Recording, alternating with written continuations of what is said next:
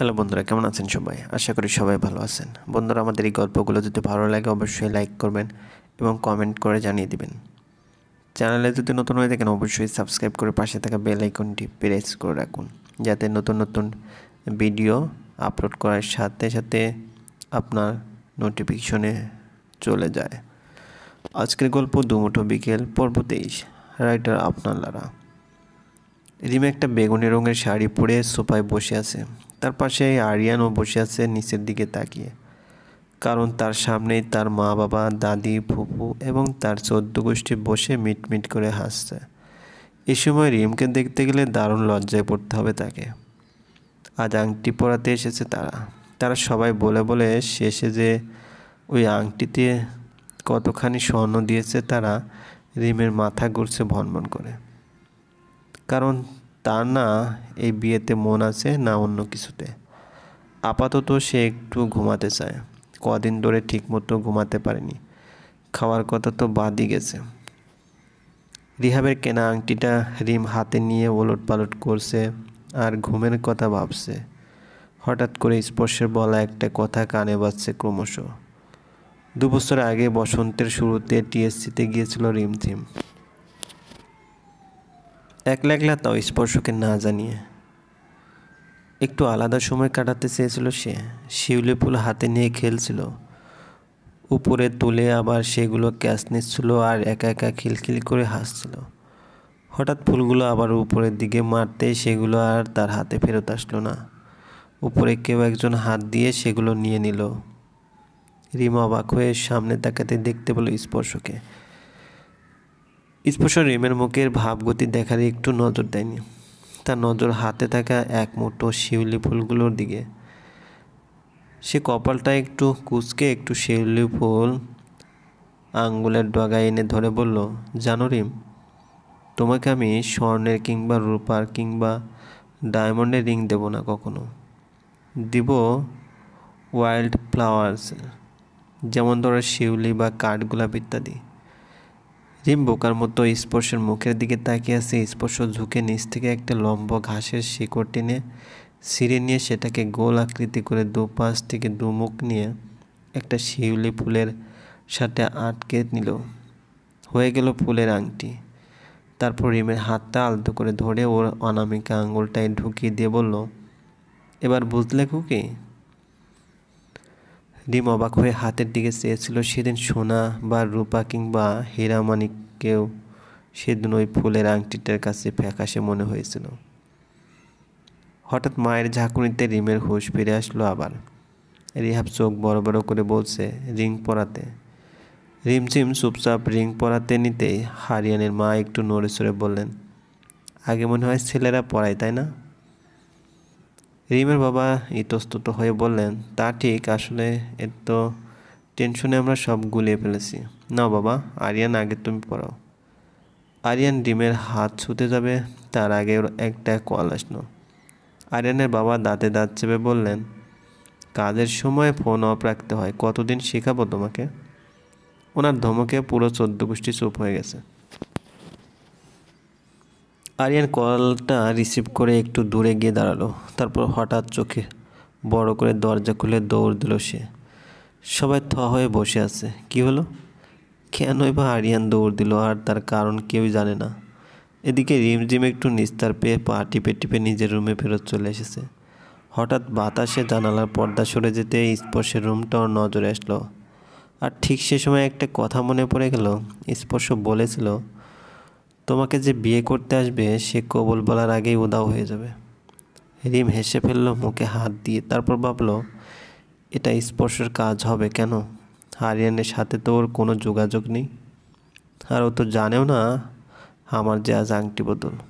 কি জানি, ওই লোকটার হাবভাব আমি ঠিক বুঝতে পারি না, কখন কি করে ফেলে। তবে যা করেছে ঠিক করেছে, একটু শান্তি লাগছে। আল্লাহ করুক যেন আরিয়ান আর আমাকে বিয়ে করতে না আসে। মিনিট 20 পর তামিম একটা মালটার 3 পিস হাতে নিয়ে খেতে খেতে এদিকে আসে। একটু চষছে আর মুখটা 14 ডিগ্রি অ্যাঙ্গেলে ব্যাকা করছে, যেন কেউ ওকে জোর করে খেতে বলেছে। রিমঝিম বিছানায় বসে হাতের ছুরিগুলো গুনছিল। তামিম ওর পাশে বিছানায় উঠে বলল, ওই আঙ্কেলটা তো তোমাকে বিয়ে করবে না আপু। রিম যেন গোল্ডেন A+ পেয়েছে।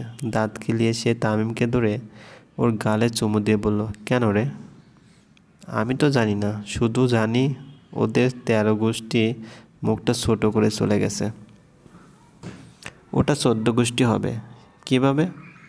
আরিয়ান আঙ্কেল তো আগেই চলে গেছে, তাহলে তো 13 হওয়ারই কথা। তোর প্যাঁচ রিন্তি ছাড়া আর কারও বোঝার ক্ষমতা নেই। জানো ওই চিকচিক করা রিংটাও নিয়ে গেছে। সে নিক, আমার কি, আমি তো খুশি অনেক। রিয়া রুমে এসে বলল, খুশি হয়ে লাভ নেই, তোর জন্য ছেলেদের লাইন লেগে থাকে। আমি আরেকটা জুটিয়ে নেব। একটা গেছে তো কি হয়েছে? রিমের মুখটা আবারও ফ্যাকাশে হয়ে গেল। রিয়াবও চলে গেছে। ওর প্রচুর রাগ হচ্ছে আরিয়ানের উপর। আরিয়ান নাকি তার প্রাক্তন প্রেমিকাকে ফিরে পেয়ে এই এঙ্গেজমেন্ট থেকে ভেগেছে। ওর তো শুনেছিলাম 4 বছর আগে ছাড়াছাড়ি হয়েছিল মেয়েটার সাথে। তাহলে হঠাৎ কোথা থেকে উঠে আসলো মেয়েটা? ভাবতে পারি না এসব। যতই জলদি করতে যাই ততই কদিন পিছিয়ে যায়। মনে হচ্ছে আগে আমার বিয়েটাই হয়ে যাবে। রিমের জন্য এখন আবার ছেলে খুঁজতে হবে। এভাবে একা রাখা যাবে না। ওই স্পর্শ আবার কখন বাড়ি ফিরে আসবে কে জানে। স্পর্শ একটা সোফায় পা দিয়ে মাথা ফ্লোরে রেখে রিমের ছবির দিকে চেয়ে আছে। চাচার থেকে 5,000 টাকা ধার নিয়ে একটা সোফা কিনেছে সে। দেখতে সিঙ্গেল বেডের মতো, বেতন পেয়ে অবশ্যই টাকাটা ফেরত দেবে। ছোটোকাল থেকে সোফার প্রতি স্পর্শ এক আলাদা টান। খাবে সোফায়, শুবে সোফায়, বসবে সোফায়, খালি বাথরুমের জায়গায়। তো কদিন ধরে লোহার মতো শক্ত, বরফের মতো ঠান্ডা ফ্লোরের উপর হালকা পাতলা তোষক বিছিয়ে কদিন শুয়ে তার পিঠের হাড়গোড় সব গেছে। তাই আগে বিছানা না কিনে সোফাই কিনলাম। বসাও যাবে, শোয়াও যাবে, লম্বা মতন একটা সোফা। তাতে ওলটপালট হয়ে শুয়ে যে সে রিমঝিমের ছবির দিকে চেয়ে মিটমিট করে হাসছে। কারণ কিছুক্ষণ আগের ঘটে যাওয়া ঘটনাটা সম্পূর্ণ দায়ভার স্পর্শের একান্তের। সে দুনিয়া খুঁজে আরিয়ানের প্রাক্তন এবং বর্তমান প্রেমিকাকে বের করেছিল। পরে ওদের দুজনের সাথে কথা বলে বুঝলো আরিয়ানের বর্তমান যে আছে, মানে আয়েশা, সে আরিয়ানকে তেমন একটা পাত্তা দেয় না। বাট প্রাক্তন যে আছে, মানে জুই, সে আরিয়ানকে এখনও ফিরে পেতে চায়। তো একে একে 2 হয়ে গেল। স্পর্শ আর তার শার্টের হাতা ফোল্ড করে মায়ের পিঠও করতে হলো না। বিনা মায়ের পিঠেই সমস্যা সমাধান। আরিয়ানের এভাবে দৌড়ে যাওয়ার আবার অন্য প্রসঙ্গ আছে, আর সেটা হলো আয়েশা আরিয়ানকে কল করে সবার আগে জিজ্ঞেস করলো জুইকে। সামনাসামনি এসে পুরোটা ক্লিয়ারলি বলা হয়, নয়তো তোমার এঙ্গেজমেন্টের চা যেটা করে দিব। মূলত সেই কারণেই আরিয়ান দৌড় দিয়েছিল, কিন্তু কে জানে সে তার প্রাক্তনকে ফিরে পেয়ে যাবে। আবার আগের স্মৃতিতে মুগ্ধ হয়ে সে রিমকে বিয়ে করতে মানা করে দেবে। আয়েশাকে দিয়ে কথাগুলো স্পর্শ বলিয়েছিল আরিয়ানকে অন দ্য স্পটে আনানোর জন্যই। আর সেটাই হলো। আর যাই হোক, স্পর্শ এখন মহাখুশি। রিমকে আপাতত জন্য কুমারিত রাখলাম, এতেই আমার শান্তি। রিম শান্তিতে একটু বারান্দায় বসে চা খাচ্ছিল, প্রচুর মাথা ধরেছিল। তাই হঠাৎ ওর নজর পড়লো স্পর্শে বারান্দার ফুলগুলোর দিকে। কেমন নির্জীব হয়ে আছে। অবশ্যই এরকম হওয়ারই কথা, কারণ যত্ন নেওয়ার মানুষটাই তো নেই। রিমের খুব মায়া হলো। সে রান্নাঘরে গিয়ে এক মগ পানি এনে দূর থেকে ছুঁড়ে ছুঁড়ে পানি দিতে লাগলো গাছগুলোতে। ঠিক সে সময় হাজির হলো রোকসানা বেগম। উনি ভ্রুকুচকে বারান্দায় পা রেখে অগ্নিদৃষ্টিতে রিমঝিমের দিকে তাকালেন। তারপর গাছগুলোর দিকে। রিমঝিমের মনে হচ্ছে ওর কলিজা কাঁপতে কাঁপতে বের হয়ে আসবে ভিতর থেকে। সে মগটা সরিয়ে মাথার ঘোমটাটা ভালো করে টেনে নিল। কি ব্যাপার? আসলে আন্টি, গাছগুলোতে পানি দেওয়া হয় না মনে হচ্ছিল, তাই দিচ্ছিলাম। তোমাকে এত ভালো কে করতে বলেছে? আমার বোনের মেয়ে নিহা আছে না, ও কিছুদিন ধরে এই বাসায় বেড়াচ্ছে। ও পানি দেবে, তুমি কেন দিচ্ছ? আচ্ছা আচ্ছা, স্পর্শকে মিস করছো বুঝি? এতদিন তো অনেক হালাফালা করেছিলা, তা এখন দরদ উতলে পড়ছে বুঝি? তাহলে শুনে রাখো, এত দরদ দেখে লাভ নেই, কারণ বিয়ে হলে আমার নিহার আর স্পর্শেরই বিয়ে হবে। তোমার ভাইকে আমরা মেনে নিছি, তার মানে এই নয় সে তোমাকেও মেনে নিব। নিহা এরকম হট্টগোল শুনতে পেয়ে দৌড়ে আসলো স্পর্শের রুমে।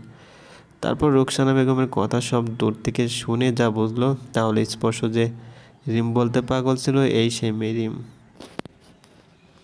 নিহত যেন হাতের মোয়া পেয়েছে। সে কোমরে হাত দিয়ে এগিয়ে এসে বলল, স্পর্শর এডুকেটেড মেয়ে পছন্দ বলে আমি এত দূর পড়তেছি, আর মাঝখান থেকে তুমি কই থেকে আসলে? ও শুধু আমার, তাই না খালামণি? নেহাই আমার বাড়ির বউ হবে, বুঝছো? আর এদিকে ভুলেও তাকাবা না, যত সব।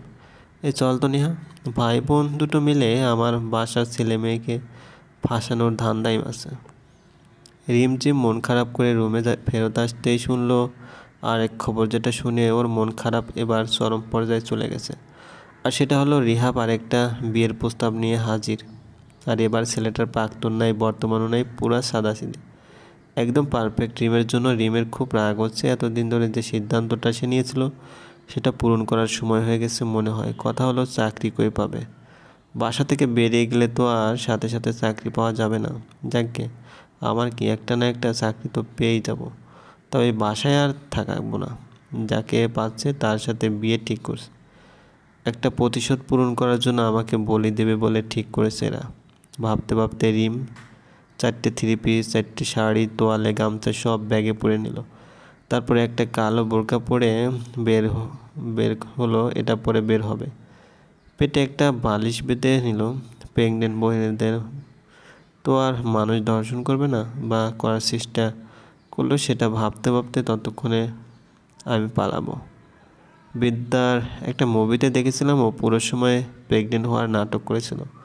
আমিও এমন করবো। হ্যাঁ হ্যাঁ, রাস্তার চান্দুরা, তোমরা আমাকে চেনো না, আমি মহাচালক। রিম এবার নিজের পকেট মানি জমানোর ব্যাংকটা বের করলো। সেটাতে 2343 টাকা আছে বরাবর। এটা দিয়ে কি হবে? সে যা হবে দেখা যাবে, বাট আমি আর এই বাসায় থাকবো না, ইম্পসিবল। তোমার বাসায়ও যাওয়া যাবে না। ভাইয়া সবার আগে আমাকে সেখানে খুঁজতে যাবে। চোখ যেদিকে যাবে ঠিক সেদিকেই যাব।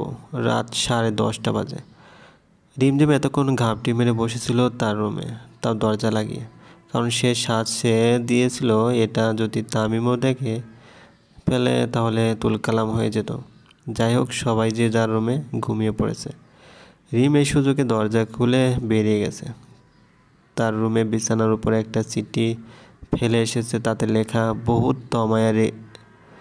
বহুত দমায়া রেখেছিলা, এবার আমি তোমাদের দমাবো।